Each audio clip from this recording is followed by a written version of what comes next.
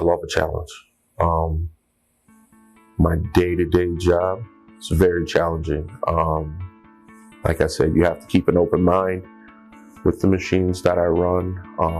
So my current role as a cell technician entitles me to do setups on the machine, troubleshoot any problems that occur during production, as well as training new employees as they come into the building. I started out when I first came into Mitotec in secondary department actually, and moved from there to the milling department and eventually ending up in the Tornos area. One of the great things I like working with at Mitotec is the diversity in parts that we make, as well as the environment that I work in, being the staff and management.